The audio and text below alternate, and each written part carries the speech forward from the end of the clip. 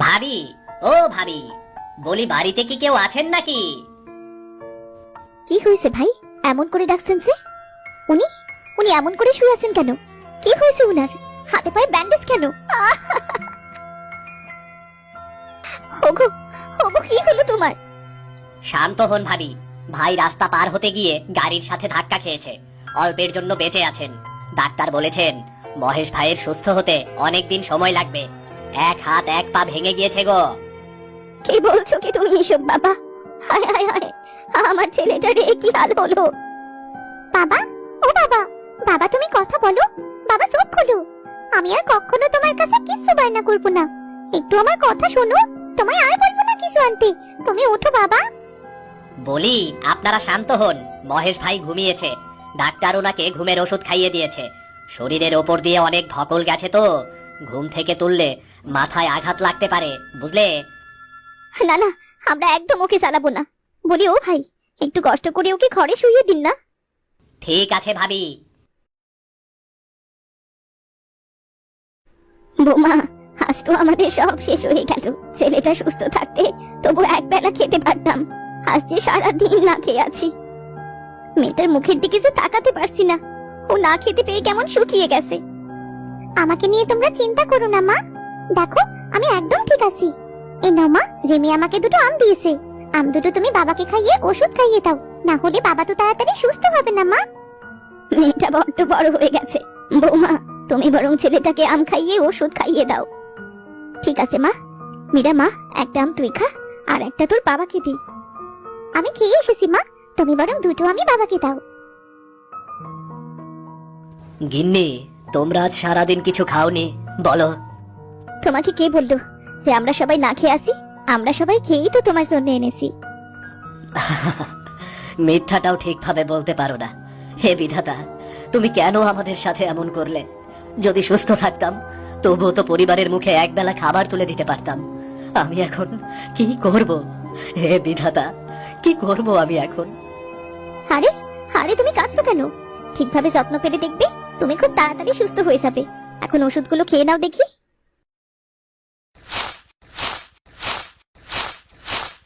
বৌমা, এইভাবে সারাদিন না খেয়ে তো সবাই মারা যাবো। কি করা যায় বলো তো? আমি ভাবছি মানুষের বাড়ি গিয়ে কাজ করব।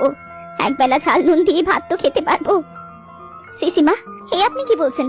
আপনার এখন বয়স হয়েছে। এই বয়সে আপনি কেমন করে কাজ করবেন বলুন? আমি নিজে কাজ ঠিক করে এসেছি। রিমা ভাবিদের বাড়িতে কাল থেকেই কাজ করব। কিন্তু তুমি ছেলেটার দেখাশোনা করে কি বাইরে কাজ করতে পারবে? এছাড়া আছে আর কোনো উপায় নেই মা। আপনার ছেলের ওষুধও ফুরিয়ে যাবার মতো হলো। কাজ না করলে ওষুধ কিনবো কেমন করে? এইদিকে আপনার ওষুধও তো ফুরিয়ে গেছে। আমায় নিয়ে ভেবো না বৌমা। আচ্ছা দেখছি, দুটো চাল ধার দেয় নাকি কেউ। অন্তত আজকের দিনটা তো পার করতে পারবো। আপনি আপনার ছেলের কাছে গিয়ে বসুন মা, আমি দেখছি কারো কাছে চাল পাই নাকি। ভাবি, আপনার কাছে একটা দরকারে এসেছিলাম। আমায় অল্প কিছু চাল ধার দিন না, দু একদিনের ভেতরে শোধ করে দেব।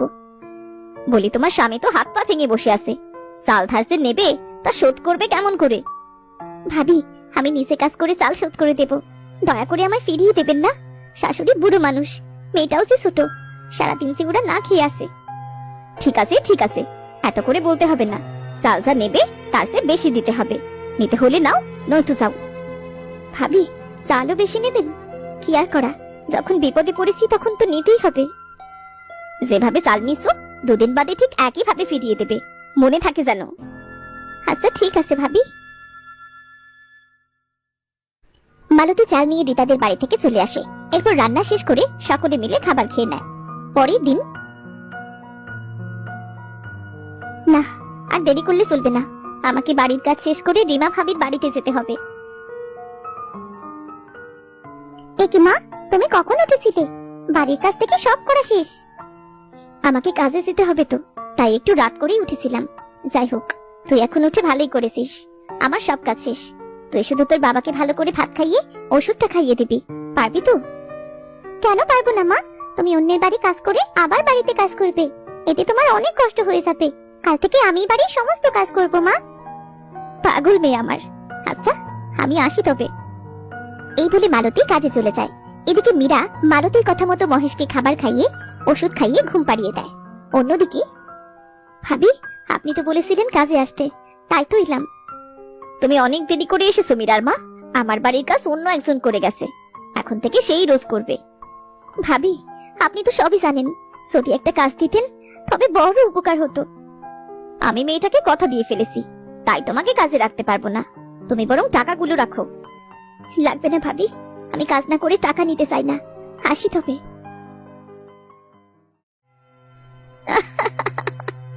হে বিধাতা, এখন আমি কি করব? দয়া করে আমায় পথ দেখাও। আমি একটা নারী হয়ে কেমন করে সংসার চালাবো? আরে, এই কুঠারটা এখানে এলো কেমন করে? আশপাশে তো কাউকে দেখছি না। বলি, কেউ আছেন?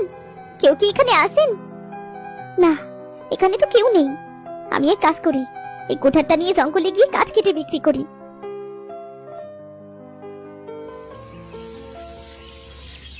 এই বলে মালতী কুঠার নিয়ে জঙ্গলের রাস্তায় হাঁটতে শুরু করে। হাঁটতে হাঁটতে মালতী একসময় জঙ্গলের অনেক গভীরে চলে আসে। এই গাছটা একটু ছোট, কাঠ দেখে মনে হচ্ছে দামি হবে। আমি বরং এই গাছটাই কাটি। বাবা, অনেক কষ্ট হয়ে গিয়েছে। না, আর বসলে চলবে না, আমাকে তো পারতেই হবে। আমার পরিবারের মুখের দিকে তাকিয়ে আমার সব পারতে হবে। এদিকে কাল রীতা ভাবির চাল শোধ করতে হবে, না হলে কি যে করবে কে জানে। এরপর মালতী আবার কাঠ কাটতে শুরু করে।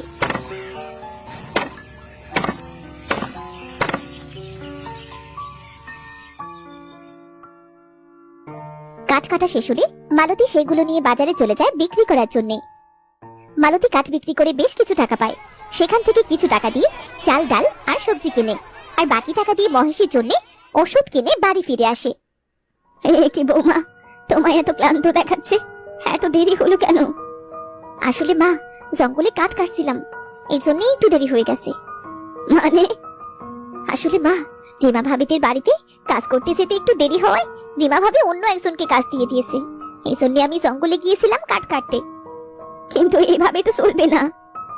আমি একটা কথা ভেবেছি মা, আমি কাল কাঠ কেটে যে টাকা পাবো তাই দিয়ে আলুর বীজ কিনে আলু চাষ করব। এতে করে আমাদের অভাব চলে যাবে। ভালো আলুর ফলন হলে আপনার ছেলেকে ডাক্তার দেখানোর জন্য শহরে যেতে পারবো। তুমি কি পারবে মা? আমাকে যে পারতেই হবে মা। মা, এই নাও জল। তুমি সারাদিন অনেক কাজ করেছো মা, আজ রান্নাটা বরং আমি করি। তুই পারবি? চেষ্টা করলে সবাই সব পারে। ঠাকুমা, আমায় একটু রান্নাটা দেখিয়ে দাও কেমন? আরে পাগলি মেয়ে বলে কি? ঠিক আছে দিদি ভাই। মা, তবে আমি রীতা ভাবি চালটা ফিরিয়ে দিয়ে আসি। মালতী রীতাদের বাড়িতে গিয়ে রীতার চাল ফিরিয়ে দিয়ে বাড়ি ফিরে আসে। মীরা রান্না করে, মীরা ঠাকুমা তাকে সাহায্য করে। রান্না শেষে খাবার খেয়ে যে যার মতো ঘুমিয়ে পড়ে। পরের দিন মালতী জঙ্গলে গিয়ে আরো বেশি কাঠ কাটে। আজ তো অনেক বেশি কাঠ কেটেছি, এত কাঠ আমি বাজারে নিয়ে যেতে পারবো না। আমাকে হার মানতে চলবে না, আমাকে পারতেই হবে।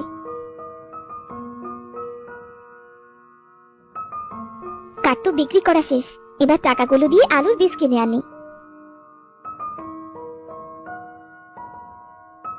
মালতী আলুর বীজ নিয়ে বাড়ি চলে আসে। বৌমা, তোমার হাতে দেখি অনেকগুলো আলু। হ্যাঁ মা, আমি আলুগুলো চাষ করব, আপনাকে বলেছিলাম না। মা মীরা, কোদালটা আন দেখি। তা কোথায় আলু চাষ করবে শুনি? ওই তো মা, উঠোনে তো অনেক জায়গায় আছে, আমি বরং সেখানেই আলু চাষ করি। মা, এই নাও কোদাল, বলি আমিও তোমায় সাহায্য করি। ঠিক আছে রে মা।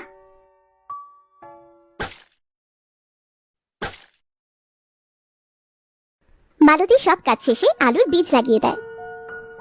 ঠিক আছে মা, আমি তবে রান্না করতে গেলাম। বাবাকে তো আবার সময় মতো রান্না করে দিতে হবে, না হলে তো আবার ওষুধ খেতে পারবে না। হে বিধাতা, বউটা অনেক কষ্ট করছে, সে যেন সফল হয়। চল দিদি ভাই, আমিও তোকে রান্নার কাজে সাহায্য করি, তুই তো একা পারবি না। বুড়ি আর মীরা সেখান থেকে রান্নাঘরে চলে যায়, আর মালতী একা একা সব আলুর বীজ লাগিয়ে ফেলে। এরপর কেটে যায় বেশ কয়েকদিন। মালতীর লাগানো আলুর বীজ থেকে চারা বের হয়ে অনেক বড় হয়ে যায়। প্রতিদিন মালতী তাই আলু গাছের অনেক যত্ন নেয়। দেখেছেন মা, আমাদের আলু গাছগুলো কত সুন্দর হয়েছে। আলু গাছের গোড়ায় দেখেন কত আলুও ধরেছে, দু একদিনের ভেতরেই আলু বিক্রি করা যাবে। তোমার আলু চাষের জন্যই দেখবে এবার আমাদের সব অভাব অনটন দূর হয়ে যাবে বৌমা। টাকার অভাবে ছেলেটার চিকিৎসা করাতে পারছি না, এবার ছেলেটা সুস্থ হবে। দেখবে মা, তোমাকে আর জঙ্গলে কাঠ কাটতে যেতে হবে না, হবে না মানুষের বাড়িতে কাজ করতে যেতে। আমাদেরও আর না খেয়ে থাকতে হবে না মা। হ্যাঁ রে মা, বিধাতা আমাদের মুখের দিকে তাকিয়েছেন। আলুগুলো বিক্রি করে আগে তোর বাবাকে সুস্থ করব। তোর বাবার কাছে যাচ্ছি আমি। তুমি এসেছো? আমাকে একটু জল দাও দেখি, জল তৃষ্ণা পেয়েছে, খুব জল তৃষ্ণা পেয়েছে।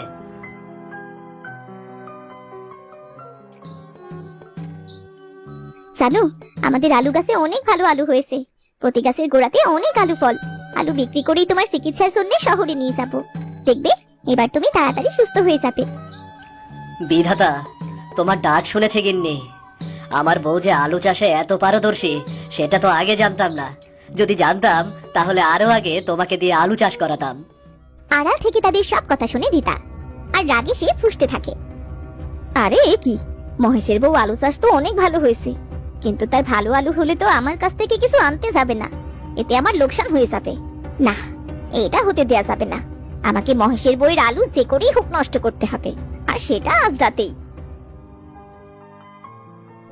আচ্ছা, আমি কেমন করে মহেশের বউয়ের আলু গাছগুলো নষ্ট করব? আমাকে যে কিছু একটা করতেই হবে। পেয়েছি, আমার তো অনেকগুলো গরু আছে, ওদের আলু গাছে লাগিয়ে দেব। এই বলে রীতা হাসতে থাকে। এরপর সে অপেক্ষা করে থাকে রাতের জন্য। গভীর রাতে রীতা চুপি চুপি তার গরুগুলোকে নিয়ে মালতীর আলু জমিতে ছেড়ে দেয়। যাক, আমার উদ্দেশ্য তাহলে সফল হলো। আগেও যেমন না খেয়ে কষ্ট করেছিস, ঠিক এখনো তেমন না খেয়ে কষ্ট করবি। মনে করেছিলে আলু বিক্রি করে সংসার চালাবি, সেই ইচ্ছা তোদের কখনো পূর্ণ হবে না। সারা রাত গরুগুলো মালতী সব আলু খেয়ে ফেলে। সকালে হায় হায় হায়, আমার কি সর্বনাশ হলো! মা, ও মা, আমাদের শেষ ভরসাই ছিল এই আলুগুলো। কে করলো আমাদের এত বড় ক্ষতি? কেমন করে পারলো সে? মা, আমাদের সারা জীবন এইভাবে না খেয়ে কষ্ট করতে হবে। মা, ও মা, বাবাও কি আর কখনো সুস্থ হবে না টাকায় শুননি? কেঁদো না বৌমা, তুমি তো অনেক চেষ্টাই করেছো, কম কষ্ট তো করনি। বিধাতা হয়তো আমাদের কপালে কষ্টই লিখে রেখেছেন। জানি না তোমার এত বড় সর্বনাশ কে করলো, নিশ্চয়ই তার ভালো হবে না। দেখো মারে, তোরা আমাকে বাঁচাবি, খুব কষ্ট হচ্ছে রে, আমাকে একটু সাহায্য করবি তোরা? হে কি, আপনার শরীর দিয়ে তো রক্ত বেরোচ্ছে, সারা শরীর এতটা কাটলো কেমন করে? মীরা, মা, একটু জল আনতো। মা, আপনি একটু হলুদ আর ওখানে দেখেন জলমানির পাতা আছে, তাড়াতাড়ি এনে দিন তো মা।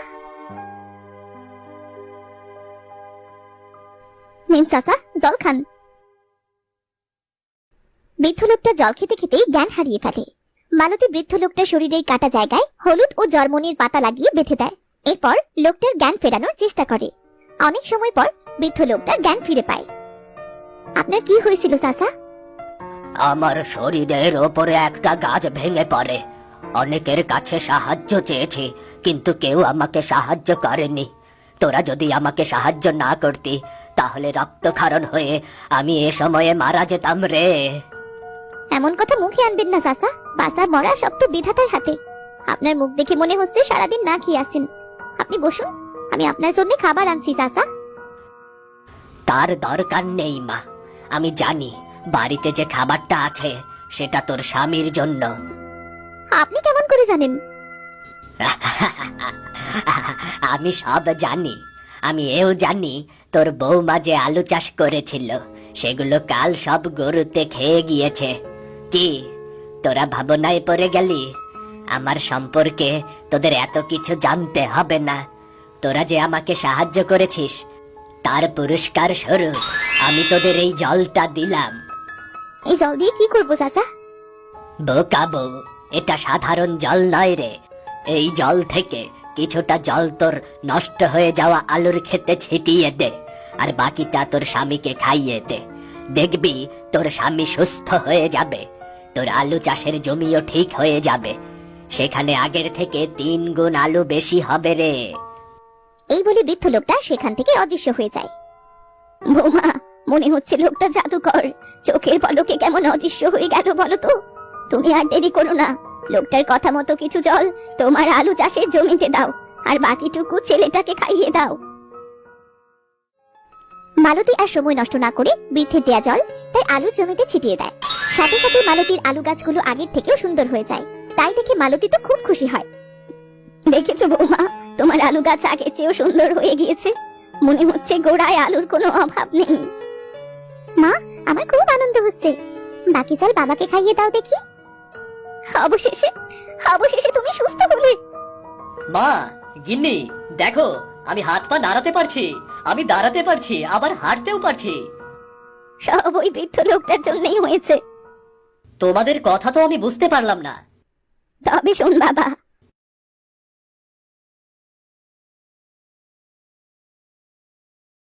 যাই হোক, তুই তো এখন সুস্থ হয়েছিস। আর কেউ বৌমার আলুগুলো নষ্ট করবার আগেই সেগুলো বিক্রি করে দে।